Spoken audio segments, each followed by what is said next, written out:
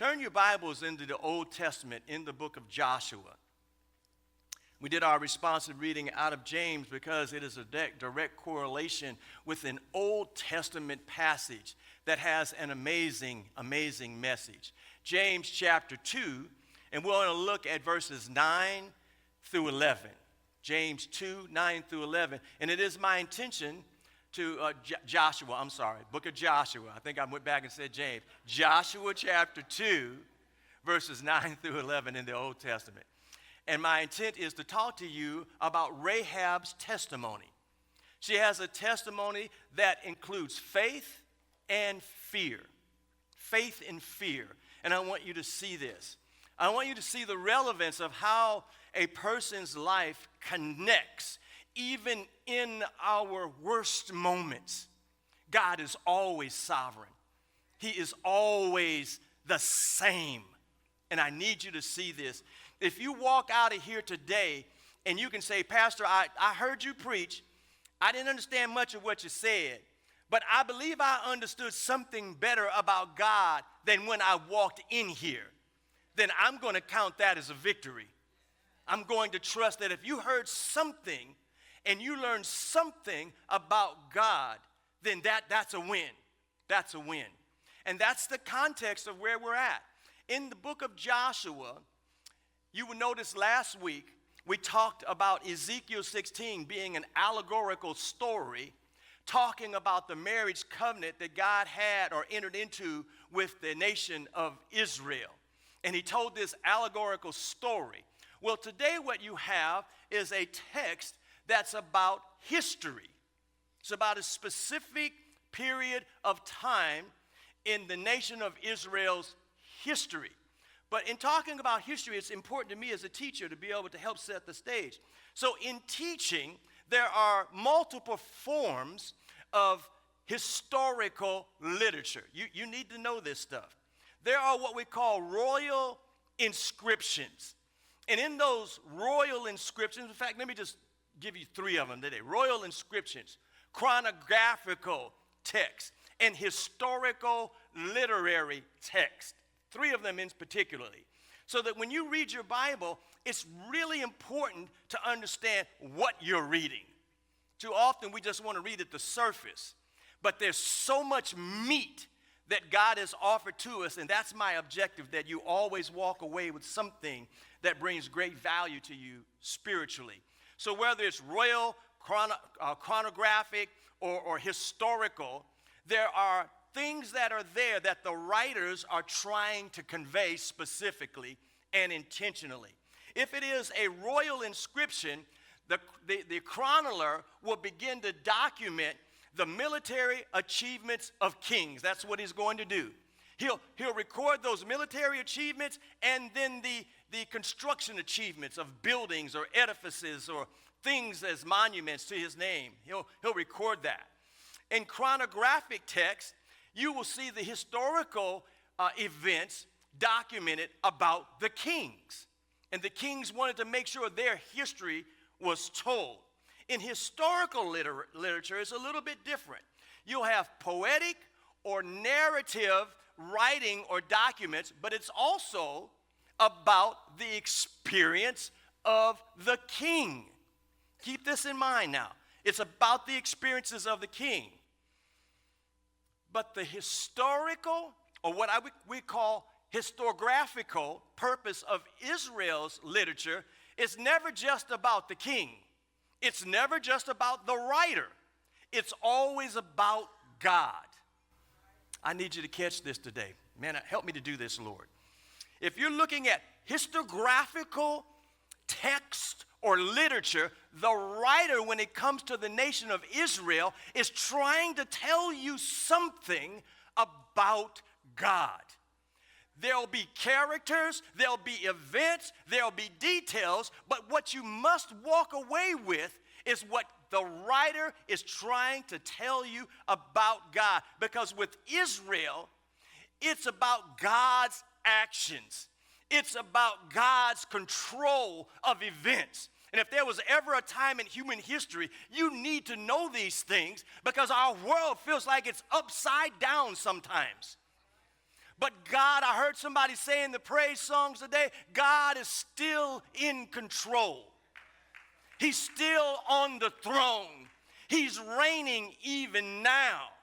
So even though things sometimes seem insecure or they don't seem comfortable, you have to be convicted that God, or convinced that God is still in control. And that's what the historiographical aspect of Israel's literature is about, is to tell the story about God. In fact, in historiographical documents, it's not even about the nation of Israel.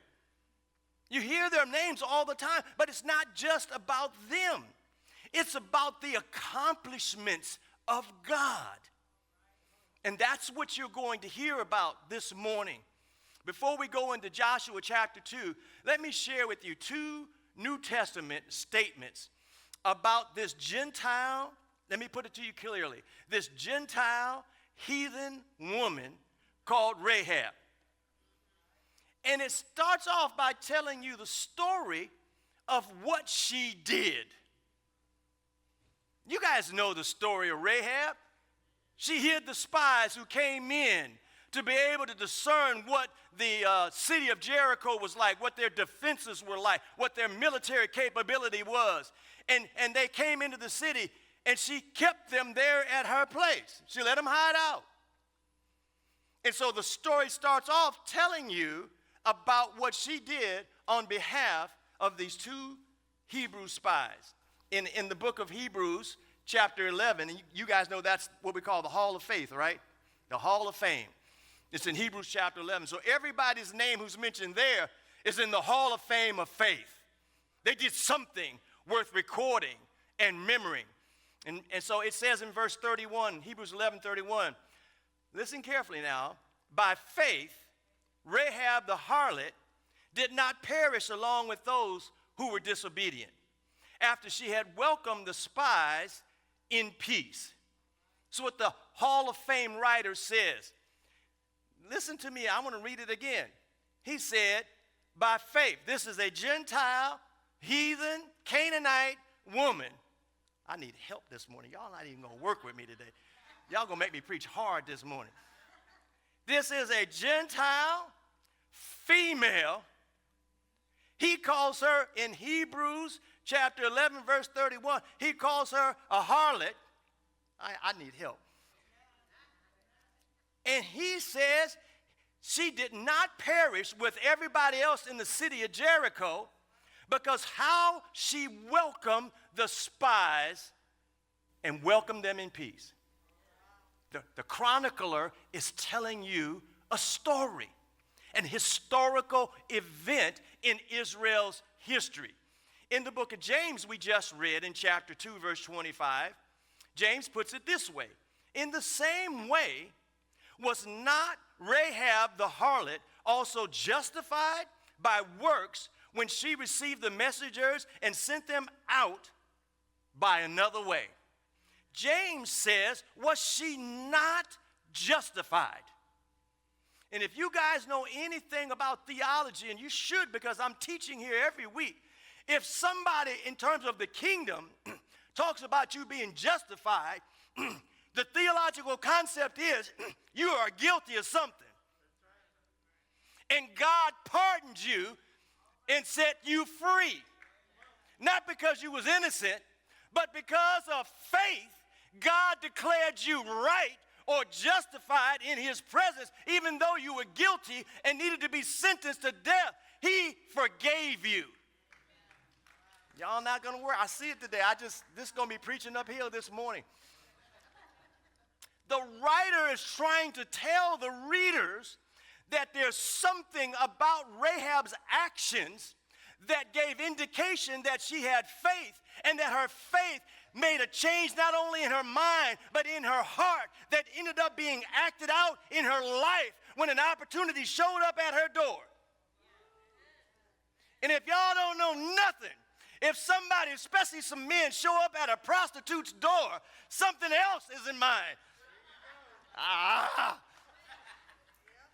Come on. Let's, man, work with me, Lord. Help me today. Let's go back to the book of James chapter 2. Let me get out of this. I'm getting ahead of myself. Joshua says in Joshua 2:1, then Joshua the son of Nun sent two men as spies secretly from Shittim, saying, go, view the land, especially Jericho. So they went and came to the house of a harlot whose name was Rahab, and they stayed there. They lodged there. Go into the land. Now, he didn't do them like Moses did him, Caleb, and the other 10 spies 40 years earlier. He didn't tell them to go all the way through Canaan.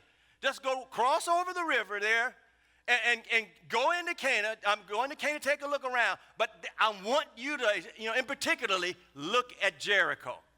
Take a look at Jericho. Put some attention there. They said, okay, all right, Josh, we're going. They crossed the river. They look left. They look right. They had no need to look behind because they know the armies are behind them. But they look forward, and there's Jericho. And they decide to go on in the city. And by providence, they end up at Rahab's house. I heard something the last few weeks. Can't say I just necessarily learned this concept over the last couple of weeks. But based on some of the things that have transpired in the country, the fires in California, this week in particular, I believe it was on Wednesday, 67 people lost their lives in a plane crash. But the thing that I heard repeatedly, that it was a failure because of DEI. You guys with me? Diversity, equity, and inclusion was a part of the responsibility for the fires in California or the mismanagement of California local government. That DEI was a part of the problem with the pilots or the aviators back on ground. Somebody didn't do their job. Somebody was responsible, and they're calling it a DEI failure. I want you to see where I'm going on this. This is not political. This is current day history compared to Old Testament history, and I want you to make the connection. In Joshua chapter 2, what you're going to see here is God's DEI plan. It's right there. It didn't start a couple years ago or 10 years ago. It started thousands of years ago. Rahab is a part of God's diversity, equity, inclusion.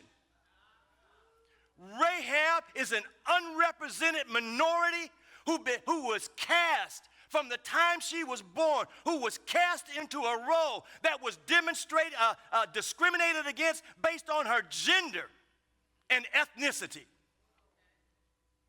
This is what you have in front of you. In DEI, as I understand it, it's supposed to promote fair treatment and full participation for everybody, for all people, especially particular groups that have been historically underrepresented or groups that have been subjected to discrimination based on their ethnicity, gender, or some form of disability. This is what you're looking at this morning. Joshua chapter 2. Let's jump over to verse 9 in our text. The writer says, and she says basically to the men, I know that the Lord has given you the land, and that the terror of you has fallen on us, talking about her and her Canaanite people, and that all the inhabitants of the land have melted away before you. Part of what is connected here in verse 9 is a reputation. It has been said very clearly and very graphically that Rahab is a harlot. And again, in case you don't understand that word, she's a prostitute. If you can't follow me on that, she's a woman, a person who sells her body for money to be able to make a living. She has a reputation in her community, in her family, and I got news for you, she's well known. She's serviced a bunch of folk, like H-E-B. Be with me today, Lord. She's been used by many people, discriminated against by everyone, classified as unfit for any type of inclusion in mainstream society because she is a prostitute. She was immersed in this form of making a living by her community and her culture because the culture and the community was deeply rooted in debauchery. That is the Canaanite culture. And if you're not following history, in the book of James, he talks about the idea, and especially in the two passages we read in Hebrews, she comes from a Gentile culture, but God had to remind Israel, so did you.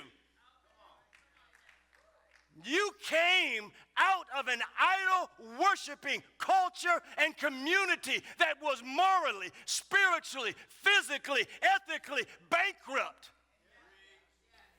So were you. I got news for you. You can go back and look at it later. In verse 2 of chapter 2, the king knew where Rahab lived. I ain't going to get no help this morning.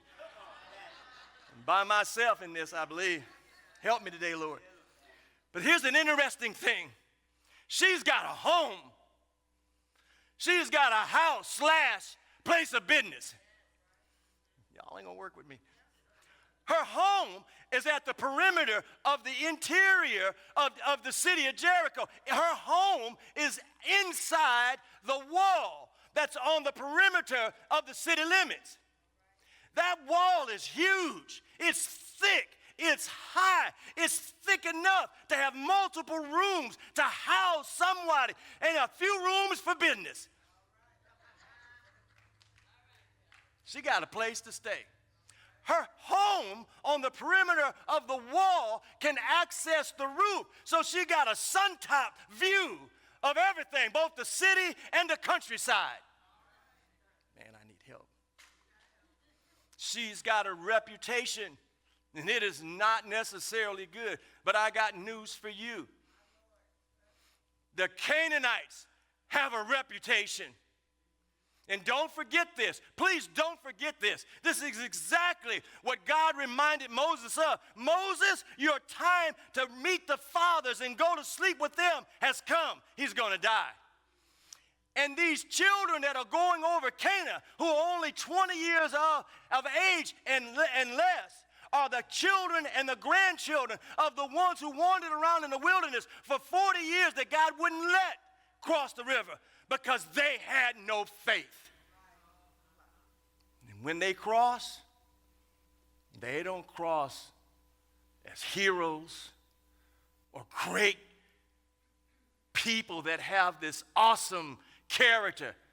They are simply the people of God who has made a choice of them. In fact, there's only 2 grown men in the whole group. That's Caleb and Joshua. The rest of them are still kids. Here's the thought. Somewhere along the line, there's a growing reputation of the Canaanites and the Hebrews and a known reputation about Rahab. Verse 9 simply says, I know. Do you see it? I know the Lord has given you the land. She's talking about her land, Canaan. She says, I know. And terror has fallen on all of us. The Canaanite people know. The Jericho people know. The Amorite people know. The Hittite, the Jebusite, all the people in Canaan know there's a people that God has brought out Egyptian slavery to the shores of our land, and he's given them our country. He's given it to them. And we know. And so she says, terror has filled us up. I like the idea.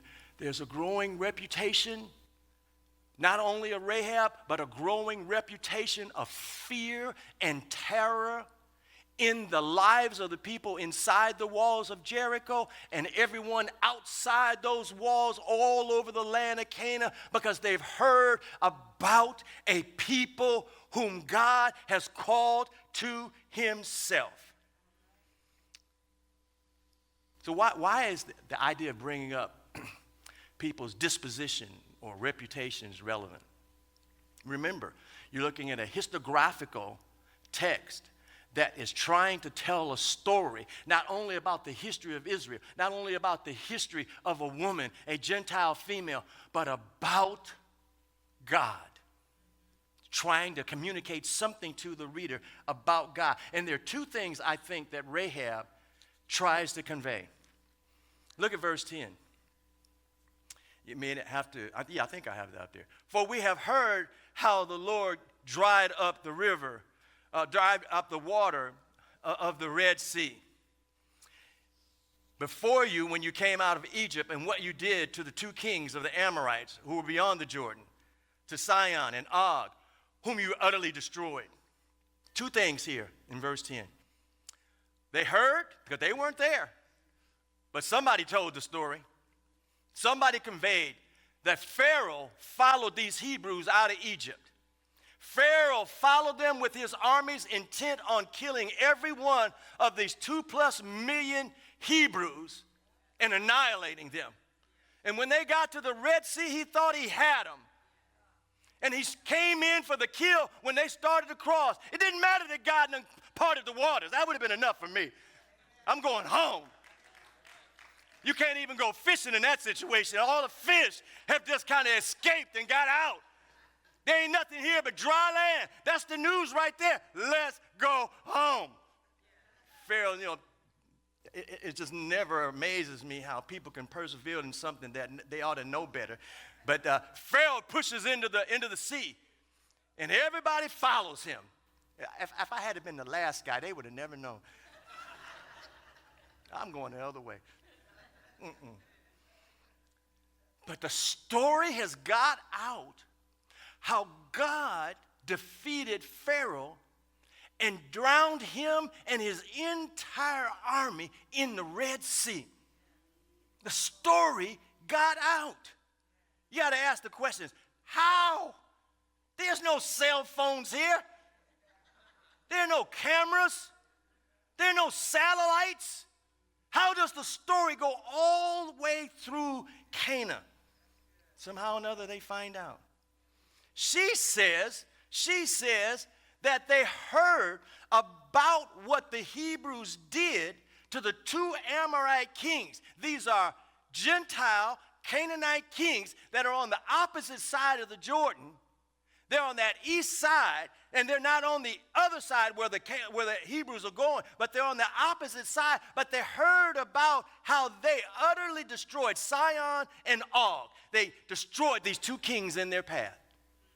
The word gets out.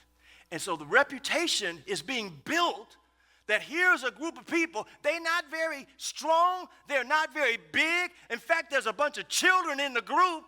All the warriors are around 20, 19, 18, somewhere in their teens or early 20s. But these people have a God who fights for them. And so the story goes out and the reputations begin to build. And they've heard about these people and the experiences with their God who literally fights for them. Look at verse 11. Verse 11 simply says, it reads, when we heard it, our hearts melted. They already got terror and fear, but our hearts melted, and no courage remained in any man any longer because of you. She's talking to the two spies. For the Lord your God, he is God in heaven above and on earth. She says, somewhere along the road, they heard things. This ought to just grab your attention, people. They heard something that made them understand we cannot win this battle. This is a problem that we can't fix. She understood something. Remember, she is a Gentile. She is a woman. She's a female. She is in the business of moral turpitude, and she is in that industry, and so she is caught in the common culture of her day and the government of her day and the moral debauchery of her entire country. Because that's a Canaanite land, and that's how they do it in their idolatrous state. But she knew something. She understood something, and it made a difference. Here's one of the things I think she understood. She says, basically, the Lord, and if you look at your Bible, the word Lord there is all uppercase. The Lord your God, or in the original writing, the word Lord there is the name, the literal name of God.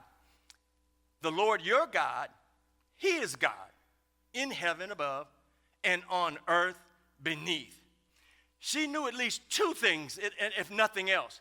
She understood that the Hebrew God reigned in heaven and in earth. That this God has dominion or power both in heaven, and it can operate that power on earth. This is what they heard. This is what they understood. This is the story that the writer is trying to convey. So the big picture is not about the flood. It's not about Pharaoh. It's not about the Jordan being crossed or the Red Sea being blocked or the Red Sea parting. It's not about that. It's about the God who has dominion, who has power in heaven and in earth. He's recording the acts of God in the lives of men and women to tell you a story that you need to understand, because he is what's important. He is what's important. She at least understood that. Do you see what she says? She says in verse 11, when we heard it, this is what we heard. And then if you're following with me, the writer goes on to list what she heard. In other words, people, she told what she knew. It wasn't just something she held in her heart and kept her mouth shut about. This is the kind of woman, listen, she done been through enough. I'm going to tell you what's on my mind. I don't care what y'all think about me. I'm over all that. I'm not worried about my reputation. I'm not worried about my profession. I know something you don't. I know something you need to know. She tells them, I believe there is a God who's seated in heaven but rules in this earth. This is a woman who had a lifetime history of the religious culture of the Canaanites that was a pluralistic deity society, a plural of false gods in Canaan. Plural gods, not one, not two, but many, many, many gods. Listen to what she says. She says, for the Lord your God. She speaks the name of God. She speaks the name of God that God gave to Moses himself. Moses asked him, who do I tell Pharaoh sent me? Tell him I am that I am sent you. It is Yahweh who sent you. It is the creator of the universe, the maker of this world, the maker of the heavens and of the earth and of the sea and of the trees and of the animals and all people. It's the God of all the universe. And my name is I am. Tell him I sent you. She speaks the name of God. Sleepy, I don't know how she got that information. She ain't going to no Sunday school. How did she get those details? She's a Canaanite. I don't know that she speaks Hebrew because the Hebrew's been in slavery for over 400 years. How does she get that information? How does she speak the name of the Hebrew God? She could call out all the gods in her community. She knew Baal, she knew Asherah, she knew Marduk, she knew Ishtar. She knew these false gods who were no gods. But now all of a sudden, she can speak the name of the Hebrew one and true God. and she communicates that back to the spies. Listen to her declaration again. This is about your God. This God, your God. He is God. She makes the statement that there's only one true God. And the writer is trying to give you an indication about that God, and he is sovereign. He has dominion or power, but there's only one. I don't care who says what in earth, there's only one true God. And the rest of Canaan is about to meet him because they're coming, and God is marching with them. Here's the meat of the story for me. This is just what grabbed my heart as I research this and I look at this. Her statements are not simply about self-preservation. Those spies are at her house. The king is sent out. He's heard about, people come into the city. He believes they're part of this Hebrew troop, and they start to searching for him. They're looking for him, and somehow or another, and I don't know why he would send folk over to Rahab's house.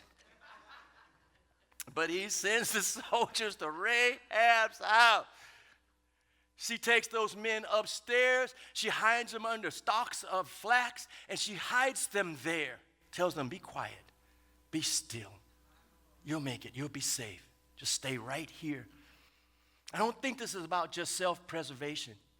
The story goes on and tells us that she asked for the salvation of her mother and her father, her sisters, her brothers, her family. And some of them she probably wasn't even talking to. Y'all missed that. Y'all missed that. Some of your family just don't want to do right. But you still love them. You ain't going to cut them loose. You're going to keep on loving them. She asked for all of them. She makes this statement. This is how I understand what is happening historically. This is what I understand taking place in real time. That there is a God in heaven who is the one true God. And he reigns in the realm of the heavens and in the earth. He's the only one. Something has happened not just in her mind, not just in her emotions, but in her spirit. And she's come to that place where there's a realization that this idea of heaven, this idea of eternity, this idea of a one true God is real. And for her, it becomes real because her words move from just syllables and statements to action. She begins to act on what she believes. In verses 4 through 8, then men show up.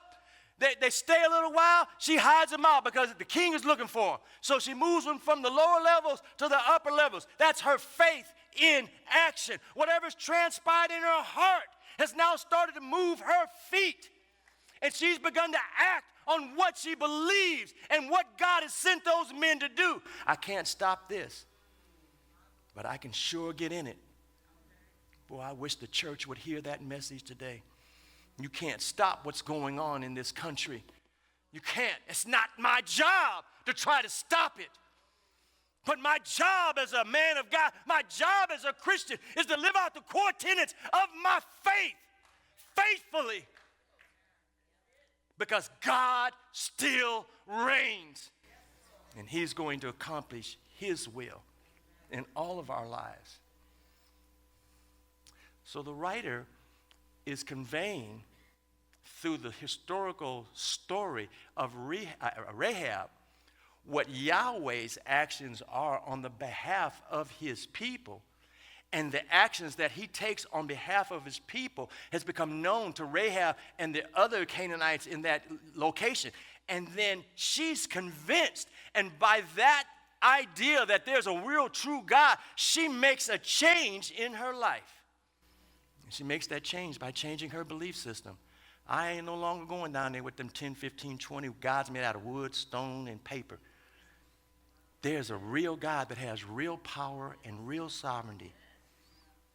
And so I asked myself the question, how does she know? How does she know all this stuff? And honestly, I have to tell you, I can't answer that. I don't know. I don't think anybody knows. I don't think there's anybody out there that can go back and point to something that Rahab had? How does she know? How does she know that name? How does she pronounce that name? How does she communicate that back to these men? I don't know. All I know is she has an understanding of what God is doing because she's heard about the powerful acts of God, and he walks with these people. She heard the story about the God who was with them in a pillar of cloud by day and a pillar of fire by night. She heard the stories about the God who could part the Red Sea. She's heard the stories of how God gives children the ability to fight grown men and destroy them. They tell the story. And so her faith goes from just simple belief to action. It moves into action and deeds. Listen to this. This is one of 4 women whose names are mentioned in the New Testament. Rahab's name is mentioned in the genealogy of Jesus. Go back to Matthew chapter 1. Go back to Matthew chapter 1. You'll find it in verse 3, 5, 6, and 16. Her name is mentioned along with other women besides Mary in the genealogy of Jesus. You see, I tell you, it doesn't matter where you come from. It's not about what you did. It's not about how people identified you or the stigma they placed on you. It's not about the trap or the pit that you fell in. We call sin in the church, but in the world, it's life. Doesn't matter where you was raised or what the income level was. David, it doesn't matter, Dave, about the amount of food you had or didn't have. Doesn't matter about the clothes you had or didn't have. Not about your education. God still reigns.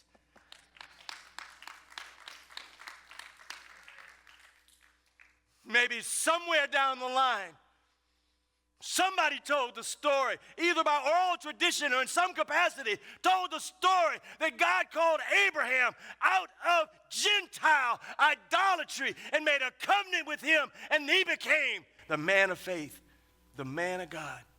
And through him, it was God's purpose to bless all the nations of the earth through him.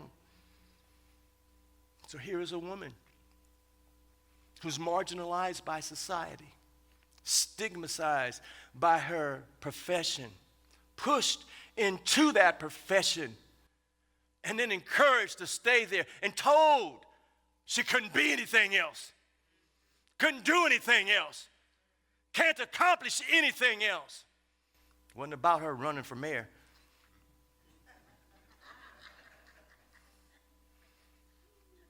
Here's a person that's morally broken, just the same as Abraham was.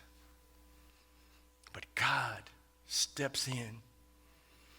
When I look at this passage and I look at our current events, apparently God is committed to fair treatment. God is committed to the participation of all people.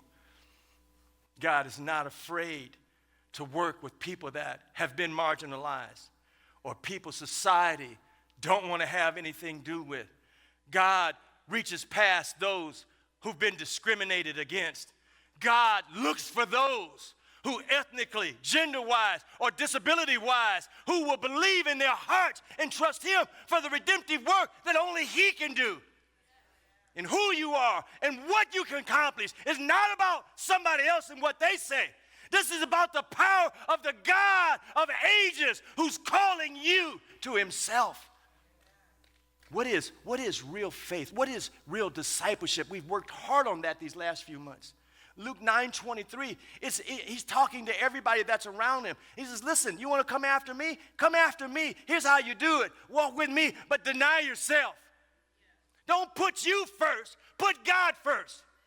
Take up your cross and follow me daily. Come with me. Man, I pray that for everybody who walks into churches everywhere, because there's just too much church stuff going on and not enough spiritual transformation taking place. You can't do this just by showing up for church. This has got to be something that settles into your spirit, that moves into your heart, that gets into your feet. And you have to act on it. So I'm not surprised.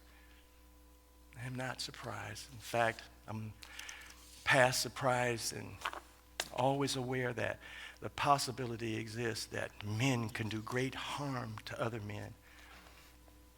People have the capacity to do horrible things. But this is about the history of a God who cares about people and is reaching out to people, all kinds of people, and calling them to himself. That's the narrative. That's the story. It's about Yahweh, the God who is God. That's her testimony. That's where she stood. That's what moved her and motivated her and helped her to ascend above her station in life. And I tell you, when she let that red sash down out of her window, that red sash wasn't a sign of shame. That was a statement. In this house, I have listened and heard about the God that reigns in heaven and earth. I don't care what else happens in Jericho. Save my people.